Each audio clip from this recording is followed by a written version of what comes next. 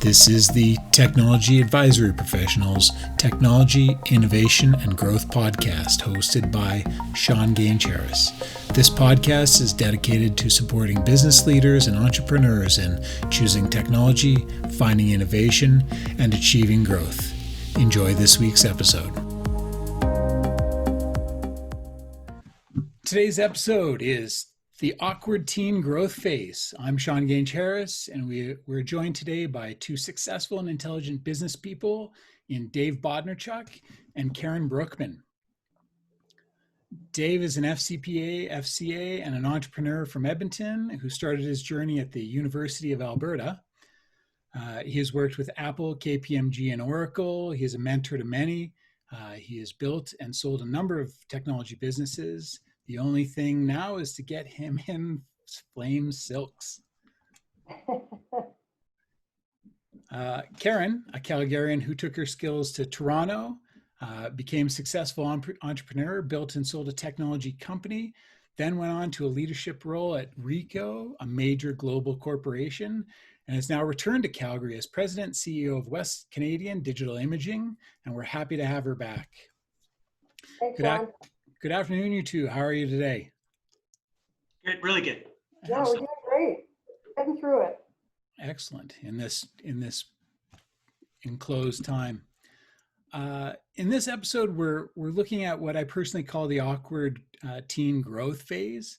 To explain a little bit about what I mean is many companies get to a growth stage where they've what has made them initially successful is not showing the same results due to growth, and they need to do something different. And some companies do, and some companies don't manage that so well.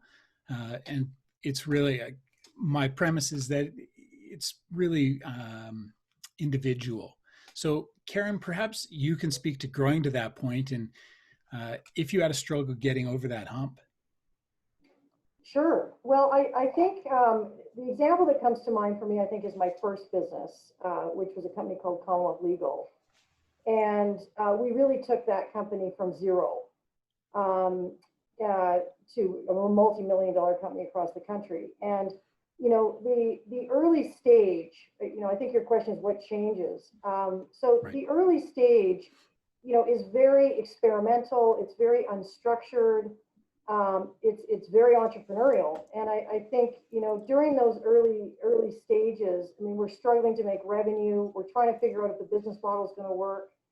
And then things start to work and start to happen. And I think the way that I think about it is that as you start to gain momentum and start to put in the building blocks, you hit a moment. And for me, it was, you know, there's sort of milestones, like it's around $5 million and then $10 million as sort of these milestones where something else is needed.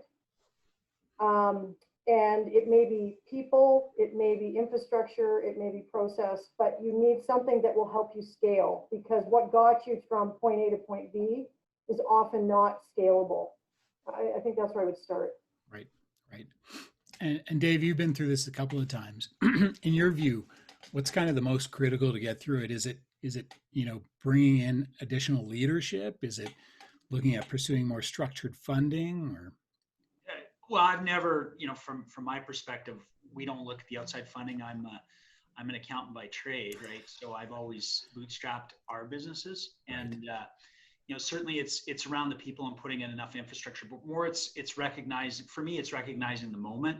And then, you know, alluding to what Karen had talked about, you can go back and do things one way, but that will only get you so far. But if you recognize that the right time to pivot, and sometimes it can be external factors that just force you to make changes. You know, in one case with the financial services crisis, I was running a business around software that helped out with ticketing and registration. And with financial, a lot of our customers were in the US. We had a fair chunk of folks that were using it, but in 2008, with the financial services crisis, you know, 65% of the market went away. So we pivoted to schools.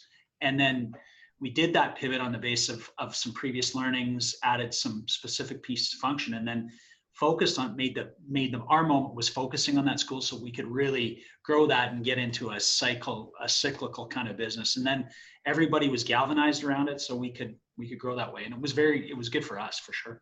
Right, right. You know, both you come from different areas, and you, Dave, you kind of bring up the doing business with the U.S. I guess that's an interesting thing that I'd like to ask about. Karen, you started your journey in Toronto, really, and Dave, you've got a lot of business with the U.S. Do you find there's geographical differences to those type of things? Does that complicate that growth, or is that just part of your pivot where you're like, well, I have to change geographies? You know, Karen, you can go Sure, first. I'll answer that. I think so. In our business, yes, we've always had very strong relationships in the U.S. Having said that, in general, the partnerships were about bringing something cross border. So, bringing a technology into Canada, developing a partnership where we could fulfill something in Canada or service the Canadian market. We haven't done a lot yet in terms of like actually opening an office in the U.S. It is something that we would like to do, and I think like to do in the near future. But I do think, you know, as we deal with American companies, there are cultural differences, there are market differences. You know, in the case of the legal market that we were in, it's a completely different legal system. And I think one thing I would say, even from the partnerships we've had, is don't underestimate the differences. I think you really have to do your homework. Right, right. Excuse me, sorry. Uh, so when companies reach this tipping point and this whole size, and Karen, you kind of alluded to it. Is there a milestone that entrepreneurs can look for? Is there something they can go, you know what, maybe I'm here? Is that a revenue figure? You know, is that, I don't know. I think it's when things start to break. Yes, I That's agree. if you go through and you're seeing, you know, you're starting to get some scalability. There's a number of really great books on that. I'm kind of one of those, as one of the guys in my forum talked about. I'm one of those business book nerds kind of thing, because the older I get, the more I don't know. That's the long and the short of it. But certainly from the perspective of employee size makes a big role. You're not going to be the same company when you're under 10 versus under 25 versus under 250, and those are good thresholds. The second one is, to me, it's not so much revenue, but it's delivery. So your ability to deliver and still service the customer is very different than when you're under 10 and you're trying to figure out how to service that customer versus, you know, getting into that real growth phase that says, look, we're starting to put process in place. You know, even today, I've got one team member that is fantastic at delivering the service to the customer, but the question is how does she scale that fantastic capability so that we can get another 10 people being able to do that service? So I don't know if that answers the question. Well, I think it does. I mean, Greg, you know, doing something at one level, it doesn't necessarily guarantee that you can do it at the next level, or you can iterate that out to a number of different sizes. I mean, as you had suggested, you know, having one person who can do that role really well does not guarantee that you can create 15 or 20 of those people who can continue to do that role really well. It's I just think, something to think about. you know, just to build on what Dave was saying, I think one of the things that is surprising, and I think about kind of the first 5 years, you know, and there's all sorts of benchmarks. You could say, you know, 5 million revenue, first 5 years, so many, you know, number of employees. There's all these different sort of milestones. But the thing that surprised me is that, and in this umbrella of it starts to break, is that often you are growing too quickly, or there's more opportunity than you can handle. And that's surprising, right? And because you think, well, if I'm not going to make it, it's because I'm not going to have enough opportunity. And actually, it's because often we have too much. And so then it kind of calls into question, you know, where are we going? What's the focus of this business? What can we do really well? And for me, there's kind of, you know, as you talk about the awkward teenager, there's kind of a growing up moment where you say, we can't operate this way anymore. We have to start making some choices. We have to start being a bit more strategic. We have to be able to say no to some business, which is the hardest thing. Because when you're in a startup, you're literally like, you have business? Yes, we'll do it. Just to keep the lights on. And so I think those early stages are really, they're exhilarating and they're so tough. And I think the sooner you get to that moment of, okay, we've got something that's working, now we can really start to make the choices about the future, for better in some ways. It's a really good point, right? Like we use the term internally as what are we going to be the best in the world at? And if you decide that you are going to be the best in the world, in that in the old business, prior to the divestiture in 2018, we decided that we were going to be the best in the world at catering for we were going to do graduations and we were going to cater to grad tickets and we were going to be the best in the world at that. That's all we were going to do. And the team started to say, okay, if this is what we're going to be best in the world at, it gives the team the capability to say no to things because there was no thing.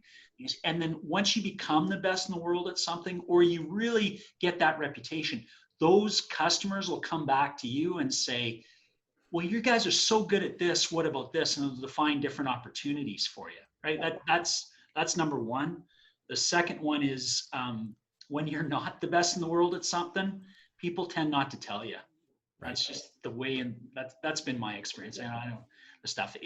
But when you do something real well, they'll say, "Yeah, it's really good, and let's do one more thing." And I come from a technology bent in terms of software delivery on that basis, so that's guided us really well. Like it's really worked for us. And when you combine that with a really strong core set of values, and it's an overused term, but for us, it really makes the difference because then people will start to make good decisions when you're not there. It's kind of like your folks, at the end of the day, they've raised you right. They've done some good things, and because they want you to be able to have a tool set to make good decisions. We do the same thing in our company with our core values. Today it's the E team, and that's about elections. It's about ethics. It's about tenacity. It's about certainly from uh, from an empathy perspective, making sure we understand our customers, awesome sauce, and motivation. And if you give those kinds of things, folks will make good decisions after the fact. So that when you get to those different growth stages, they're figuring out how to replicate themselves because they're trying to find like-minded people to do that too. Right. Yeah. Right. Yeah, and you touched on something that I was thinking before you had said it, and that it's always useful practice to go through saying your mission, vision, and values, but I find that some companies, once they start in this crazy growth phase, that kind of just goes out the window. We forget about those mission, vision, and values, and it's really critical that you would, from a guy who hasn't done this at your level, it's really critical to adhere to that. What were we trying to do and what is important to us type of thing, and not fall down the rabbit hole of, hey, you did A really well, so why don't you do X? And that, it just doesn't work out so well. Yeah. Are there good support tools for companies at that size, or are you kind of on your own? I think there's a lot of good support tools. I mean, first of all, and it sounds like Dave, I suspect he and I have probably crossed paths in different organizations, but first of all, as a leader, so I'd start there. I would say as a leader, I pretty early on in my career, I got involved with EO or YEO, it used to be the Entrepreneurs Organization. Yep. So getting involved in organizations that support entrepreneurialism or startups and start to help create your network, I think is critical. You need those support systems. You need that expertise, and your network will carry you so far through thick and thin. The other one I would share is we got really signed up to, I guess you could say, the Gazelles model that was developed by Vern Harnish. And we actually work with a company still out of Ontario called the Entrepreneurial Engine.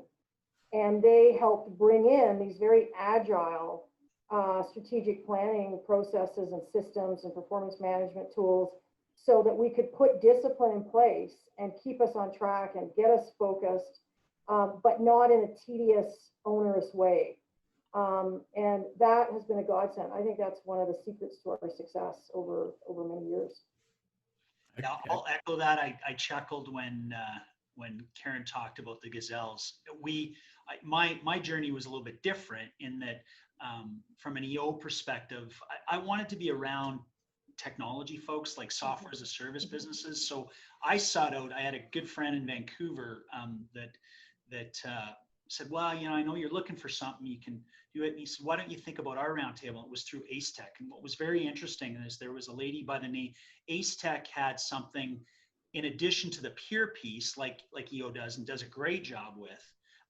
They did a growth thing, and they followed Vern Haddish's thing through a book called Scaling Up. And there's a lady by the name of Shannon Susko that did that with a number of technology companies. And for me, that was great because I could look at her and say, "You've done exactly what I want to do." And everybody in my roundtable was focused on that same thing. And I credit those guys and gals with being able to help me exit, right? Like that thing, the moment, because it defined focus. It said, look, these are some strategic directions. We were going through some of the same issues, and those folks, like our roundtable disbanded, right? Because we had all gone to different places, but they're still great friends and they're good people.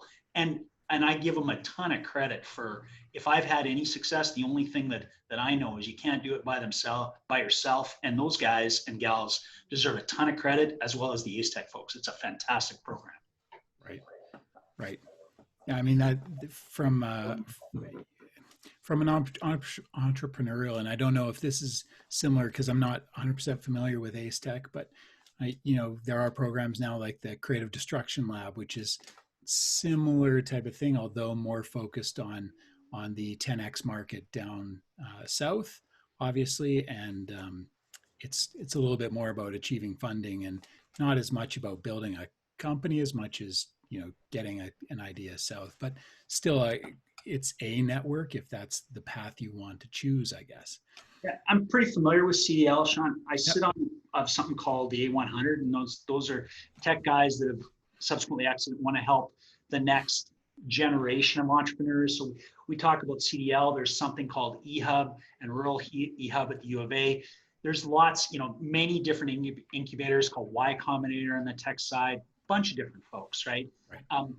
But bootstrapping a company versus getting funding, those are two very different paths. And I went to Vancouver because I wanted to get out of my network, and I would fly once a month. That's where Ace Tech was based out of. And, as I say, great program, but there's lots of different ways to do it.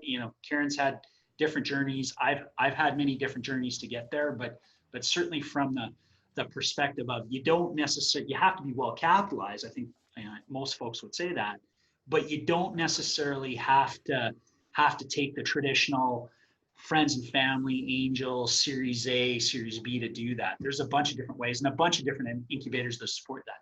A lot of good guys here that have done it, and even some of the work in Edmonton around what's happened with Startup Edmonton and some of the things. Lots of great resources.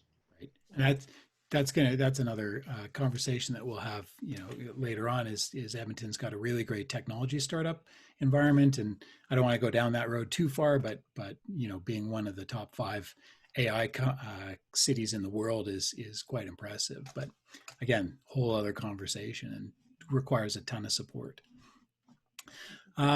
So are there red flags? I mean, you say when things break, that's a red flag for an entrepreneur. Is that just time to pivot, or is that a full on reevaluation stage?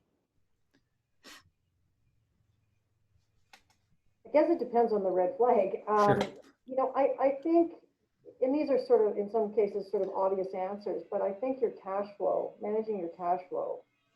We had again, when I go back to our Commonwealth years, we had a really tough time because we were growing so fast and our receivables were not keeping up with the money that we were outlaying. So even though on paper things were looking pretty good, our cash flow was not being well managed. And, and we kind of had a typical bookkeeper that came in once a week. Like, the financial discipline in the company, I think, wasn't there. And in hindsight, I think if I could go back, I would say right in the beginning, really have good cash flow management and really, produce a good set of financial statements every month. Like all those basic things, I think, are just really help you. But I think the other signs are more that you start to get extremely burnt out, and your people are too stretched, and you start to lose focus about what you're doing. I think it becomes and it's over a sustained period of time. Like I would say, if you start to feel that way over 6 to 12 months, you really have to sort of stop and say, I need to get some perspective and figure out where we are and where we're going. I mean, that's a really good answer, because I feel that many business people don't take that as a, I'm stressed. I should be stressed, and they don't listen to themselves. Sorry, Dave, for cutting you off. No, not the stuff. I just re-echoing that. Certainly with the current business I'm involved with now, it was, finished a transition and started something, started to build on something different. And with the introduction of COVID, that's changed everybody's world, right? Right. Like, and for us, being in the virtual voting space and helping out with helping organizations that can't meet face to face anymore, and they're just looking for answers. Certainly for us, that's, we've been very fortunate. The timing's been very fortunate for our team, but we're going through exactly that. When your business grows 10x in a month, and you're trying, and what was pretty right sized at the time, and then you're seeing what's breaking, what's not breaking. Are you stressed? What do you pivot to? How do you change those models? It's, to me, that's the fun part of business, like the ability to get so much data in a short period of time and evaluate that and be nimble enough to respond to that, to really hone that model to say, this is what we're going to change to. And more importantly, to say, yeah, we didn't break. Man, we grew 9x last month and we didn't break. That's fantastic. And celebrating that with the team, because it's really the team that does that. So that's the very gratifying and a ton of fun. Right. Right. I'll just share a story that's just coming to mind for me that, I go back, I'm thinking about kind of reflecting back on lessons learned. The other one for me is that one contract or one customer does not make you a $10 million business. And we had, and I think a lot of people go through this. So, we're growing our business and all of a sudden you get, a real game changing contract. And it's like, we're in the game, this is big.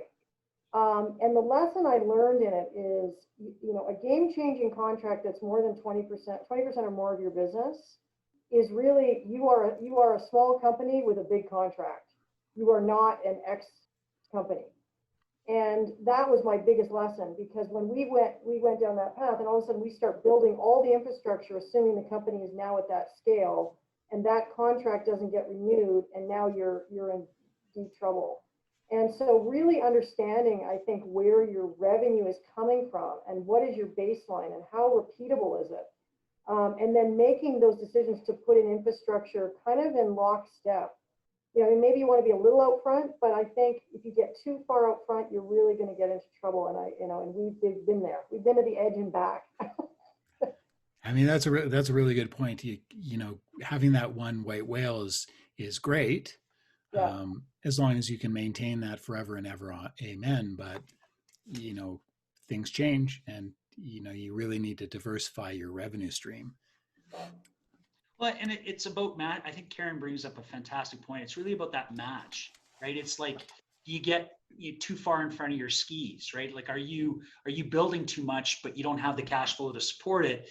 Or are you reinvesting too much, at the time, because you've got that, as you term, Sean, the one white whale. Say that fast 5 times, hey?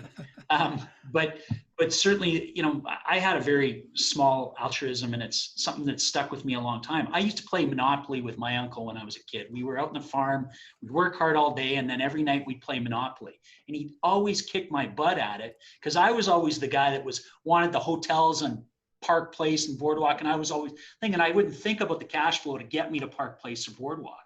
Well, business isn't, in some ways, not that different. If you invest to get to Park Place and Boardwalk all the time, and you don't take care of the small stuff, you can get crushed. But if you don't invest to get to Park Place, and you're continually taking the money out, you're not going to be able to be around in 5 years, because other people will pass you by. So it's every year is a little bit different. You circulate the team back and get folks in. It's a really good piece of advice that Karen brings up. Excellent. So, with that, once you've achieved this weird, awkward phase, is that a time to start looking at selling? If you're not going to ride it out to the end, if you're not going to own it forever, is that a good time to look at selling, or is that probably premature? if I knew the answer to that one, like with us with divestiture opportunities, sometimes they come, you evaluate it. For me, divestiture is always having a plan B, because the odds of actually consummating the deal can be very small. And Right. that's the biggest roller coaster, especially when we did the last one. It was a massive roller coaster in terms of doing that. But you might be looking at divestiture, you might be looking at acquisition to maintain your growth. You might be looking at partnerships for geographical relationships. There's a bunch of different things that you look at, and how does it fit within the broader strategy to be, if you want to be the best in the world at something, or the best in your geography, or the best the best that you can be. It doesn't matter what your craft is. I was talking with a guy, a former MLB guy yesterday, and it's like, he congratulated us on some of the stuff that we had done. And I said, I don't care if you're building software, or you're doing election stuff, or you're a baseball player, or you're Westcan, right? If you can say that you're trying to be the best of your business, and you've established that craft and you've done it, that's a hat you can hold your hat on. And then those other opportunities will come for divestiture or growth or whatever it is. I'm a firm believer in that. But in terms of timing it, I'm not that smart. Perfect. So go ahead. Sorry. No, go ahead. Well, I'll add a couple thoughts to that. I think, to me, there's a real difference between selling your business for a strategic reason and selling your business because you're looking for an exit. And I think we had two failed acquisitions before we ultimately sold the company. And a couple lessons learned. So one for me is sell your company at a time when you don't have to. So that you have lots of power and strength in the negotiation, and you can make really sound decisions. I think, there were times when we were, a little financially unstable, and we thought this might be a good time to get rescued. Bad idea. It always went sideways because we could never get what we needed out of it. And I think the other thing for me, and this is maybe my own personal philosophy, is don't build a company to sell. Now so that's my personal philosophy, because I think, again, we got into that trap of trying to make decisions about what would somebody else want to buy. And I'm like, our goal is to build a great company. And let's keep our eye on the ball. And then, we'll look for what are the appropriate acquisition or opportunities as we go down the road. But otherwise, you get really unnerved by, where do we stand if we're trying to buy build something that somebody else would buy. Right. And, Right. and the other point, it's really, Karen Sage, she's got lots of good war stories and lots of good things on that side. One of the toughest things that I learned, and I've been very fortunate to have some really good advisors all the way through some different things, and I like to do a lot myself too. I take pride in that. But that whole concept of knowing how the game is played when you're going through that sale is really, really important. And the guys that are coming in to buy, this is not their first rodeo, using a Calgary term, right? Like, they've done it 100 different times, and they know the buttons to push, especially if you're that owner manager that's not been through it 100 times. I was fortunate to have good advisors, but going through it yourself as a 22-year-old, and then a 30-year-old, and then an old geezer like me, those are very different kind of things, and they'll play on that. So you just make sure you surround yourself with some good people. You get a good accountant, get a good lawyer, have a long relationship with that, and then you'll make those good decisions. And people that you really, really trust to help you make those decisions, because they'll weigh, and it's a roller coaster. I'm sure Karen will echo that when she went through hers. It's no napkin deals. No napkin deals. That's good advice. Stay away from the bar napkins. Yeah. Yeah, and there's we're putting together a future episode on So You Want to Go Public, and spoiler alert, it's a lot of, it's not their first rodeo, and you don't hold the cards type of thing. So that's a good segue into that type of thing. Well, I think what we've kind of discussed today is that there is no one way to do things. There is no one thing that you can lean upon or identify. It's just really an individual type of thing. And there are some things that entrepreneurs can do to make their lives easier or make things a little smoother. But it's again, it's just very individual. I'd like to give you guys, a minute or two each to just kind of talk about what you're doing now, and have a little forum. So, Dave, why don't you go ahead?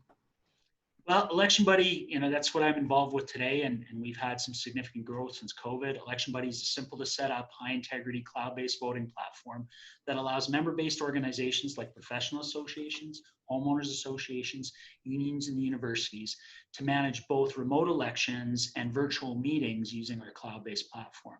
You can send notice, record the vote, tally the results, and share the winners, and do so at what we think is a pretty competitive and pretty reasonable price. Nice. I should put that forward to our condo board. We could use some voting there. Anyway, Karen, please. Yeah, so I'm in a really unique place in my career. I think so. I'm building the next generation of a 65-year-old business, and so it has all sorts of interesting new startup challenges. Building a second generation.